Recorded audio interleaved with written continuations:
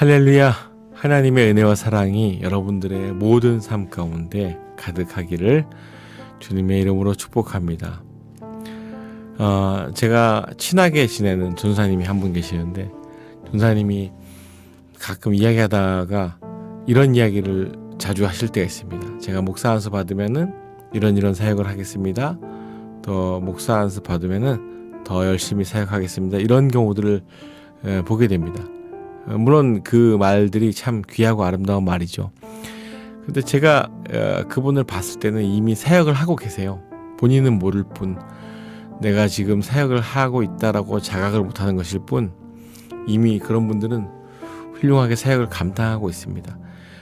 처음에는 우리가 목사 안수를 받지 않았으니까 목사라는 것이 대단해 보일지 몰라도, 그러면은 목사 안수 받고 나서의 그 다음 행보가 중요한데, 그때도 똑같이 아무것도 안 하고 그냥 놀고 있는 분도 계시고요. 아무 고민 없이 그냥 여전히 그대로 사시는 분도 계시고, 천차만별인데 열심히 하시는 분도 계시겠죠. 근데 이 자리가 사역을 만들어주는 것은 아니더라, 제가 이런 말씀을 드리고 싶어서 이렇게 운을 떼는 것이죠. 우리가 지금 사역을 하고 있냐 안 하고 있냐, 그럼 언제 시작하냐, 언제부터 나는 사역자냐 라고 물어봤을 때, 심지어 목사 안수 받기 전에도, 강도사 안수 받기 전에도, 전도사를 하기 전에도 이미 우리는 사역을 하고 있는 것이죠. 하나님 앞에 그런 부분들은 별로 중요한 것이 아닙니다. 다만 교단법에 따르고 또 총회나 노회에 따라서 내가 이 설교권이 있고 강도권이 있느냐, 이거의 문제이지, 또 우후죽순 아무나 사역한다고 덤볐다가 이단 시비에 걸리고 잘못된 또 설교하고 잘못된 발언하고 잘못된 사역을 하면서 망가지는 것인데, 사실 그런 부분들은 이미 정교단의 수많은 목사님들도 여러 가지 비리에 연루되어 있고, 또 세습부터 해가지고 여러 가지 교회에 썩어 문드러진 그런 문제들의 정점에 서 있기도 하기 때문에, 제가 봤을 때는 정교단에서 안수를 받았다, 그리고 아주 목사라고 하여서 믿음이 무조건 좋다, 아주 귀하신 분들이다, 아주 훌륭한 분들이다, 이렇게 생각하면 다소 무리가 있다라고 생각합니다. 성도님들이 얼마나 애를 쓰고 사시고 노력하고 그 치열한 삶 가운데 버티고 있을 때, 목사님들이 그런 자각이 없다면은 그저 틀에 박힌 설교밖에 할 수가 없거든요. 거룩하다라고 할 때에 내가 거룩한 생활을 성직자로서 하니까 마치 거룩한 것처럼 착각하는 것밖에 안 되는 것이죠.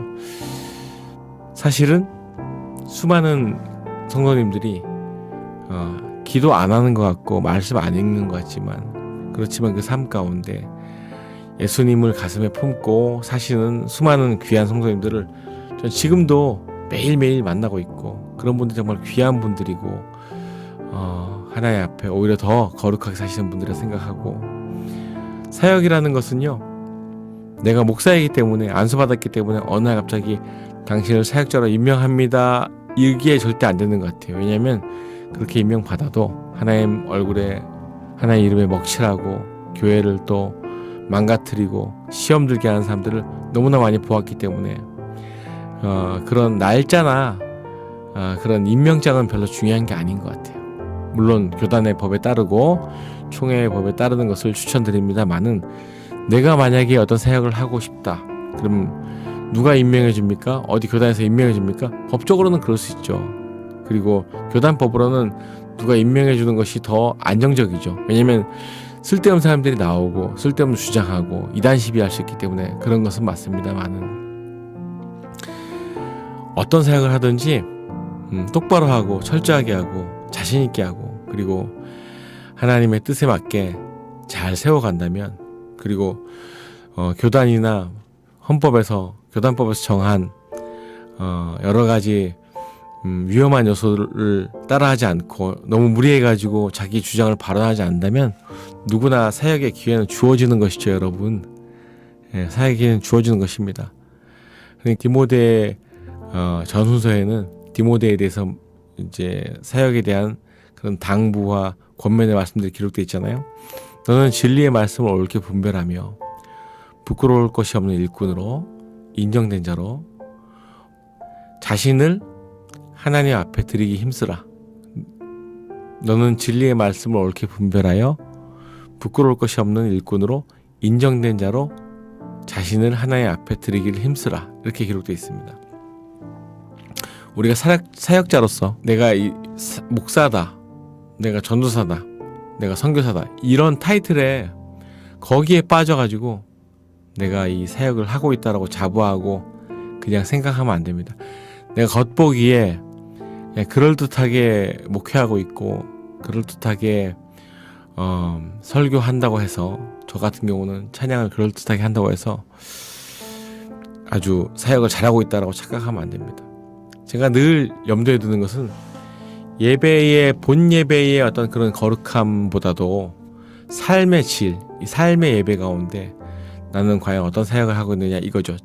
교회에서 예배 드릴 때에 격식도 중요하고 순서도 중요하지만 그것이 끝났을 때 사역자로서 나는 삶 가운데 어떤 삶을 살고 있느냐라고 이렇게 비춰본다면 성도님들의 삶의 그런 예배나 땀방울의 고통 가운데 반의 반도 못하는 것 같다는 생각이 듭니다.